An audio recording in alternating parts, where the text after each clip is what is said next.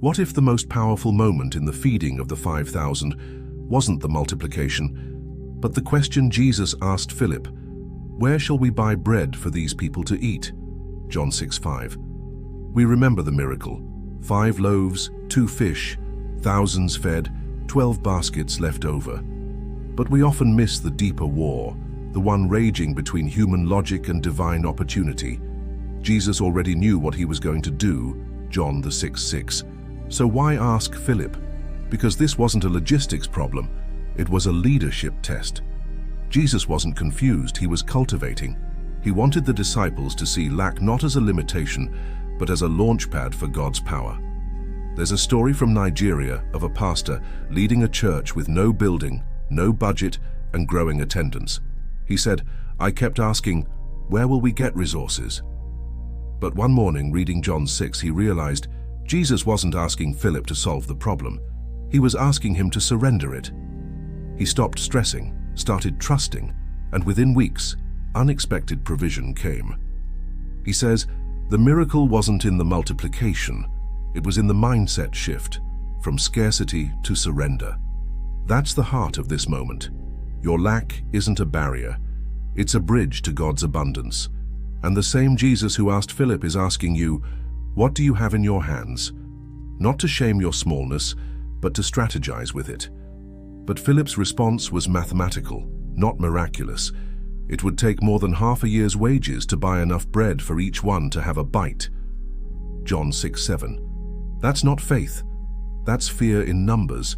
He saw the crowd, calculated the cost, and concluded impossibility. And that's the danger today. We let logic override faith. We analyze instead of act on. We count the cost instead of calling on Christ. But God doesn't need your calculations. He needs your cooperation.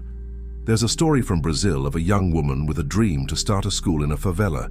She said, "I had no money, no team, no location." People said, "Wait until you have more." But she remembered the boy with 5 loaves. She started small, 1 room, 10 kids, donated books. Today, it's a thriving academy. She says, Philip saw impossibility, the boy saw possibility, and Jesus honors the one who brings what they have, no matter how small. That's the truth. God doesn't wait for your readiness. He moves on your response, and the same Savior who multiplied loaves multiplies loyalty, not because you're great, but because you're given. But then Andrew stepped in, not with a solution, but with a suggestion. Here is a boy with 5 small barley loaves and 2 small fish. John 6:9. That's not a plan, it's a presentation. He didn't say, "This will feed them." He said, "This is all we have." And that's how faith often begins, not with confidence but with courage to offer.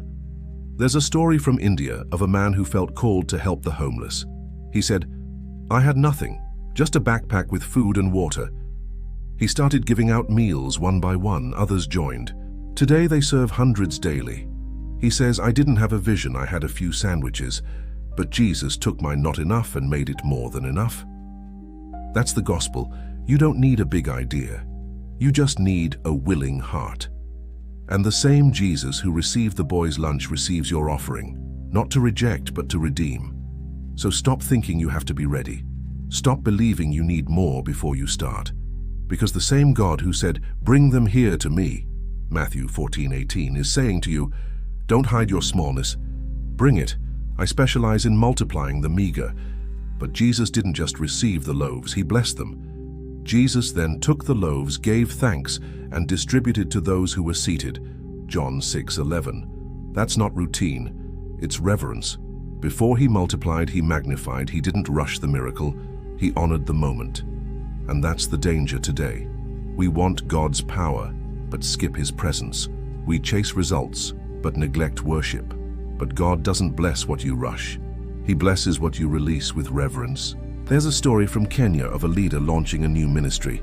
He said, "I was so focused on growth, I forgot to pray." Then he read how Jesus gave thanks before the multiplication. He says, "I stopped planning and started praising, and when I blessed what I had, God multiplied what I didn't." That's the pattern. Gratitude precedes multiplication. Worship opens the window for wonder. And the same Jesus who gave thanks before the miracle is saying to you, don't just work, worship. Don't just serve. Sanctify your offering, and I'll do the rest. So stop rushing the process. Stop treating God like a vending machine, because the same Savior who blessed 5 loaves blesses your faith, not for show, but for spread. But the miracle wasn't just in the feeding, it was in the fragrance. After everyone ate, Jesus told the disciples, "Gather the pieces that are left over. Let nothing be wasted." John 6:12. That's not about leftovers, it's about legacy. God doesn't waste miracles, He stores evidence. Those 12 baskets weren't trash, they were testimony. They reminded the disciples, "You saw what God did.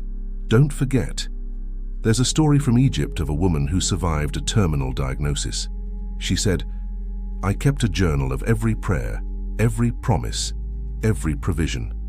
Years later, she shares it with others in crisis. She says, "Those leftovers aren't just memories, they're messages. And when someone says, 'I can't believe God will help me,' I show them my basket." That's the truth. Your past miracles aren't just for you, they're for others. And the same Jesus who preserved the fragments preserves your story, not to hoard, but to hand down. So stop forgetting what God has done, start collecting what He's given. Because the same God who said, "Let nothing be wasted," is saying to you, your story matters. Keep it, share it, let it feed someone else. But notice, Jesus didn't feed them and leave. He withdrew. After the people saw the sign Jesus performed, they began to say, "Surely this is the prophet who is to come into the world." Jesus, knowing that they intended to come and make Him king by force, withdrew again to a mountain by Himself. John 6:14-15. That's not rejection, it's rejection of the wrong crown. They wanted a political savior. He came as a spiritual one. They wanted power. He offered purpose. And that's the danger today. We want God's miracles, but on our terms. We want healing, provision, breakthrough, but not surrender. But Jesus won't be used, He will be worshipped. There's a story from South Korea of a man who experienced a financial miracle.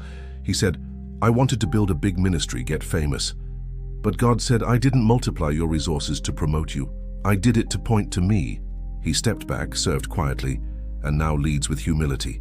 He says, "Jesus withdrew because He knew popularity would distract from His mission.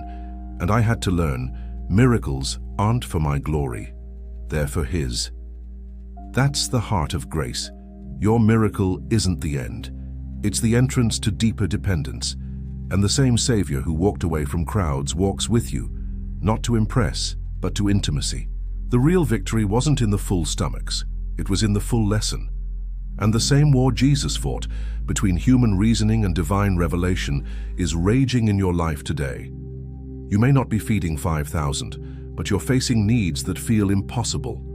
And in that place you're asking, where will it come from? But Jesus isn't asking you to figure it out. He's asking you to faith it in. There's a story from Uganda of a young man with a dream to plant churches in war zones. He said, "I had no training, no funding, no support." But he remembered the boy with 5 loaves. He said, "I don't need a lot. I just need to give what I have." He started with one Bible, one prayer, one step.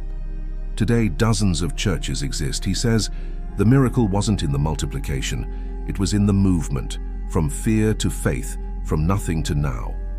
That's the heart of grace. God doesn't need your resources, He needs your readiness. And the same Jesus who took 5 loaves takes your not enough and not to mock, but to magnify.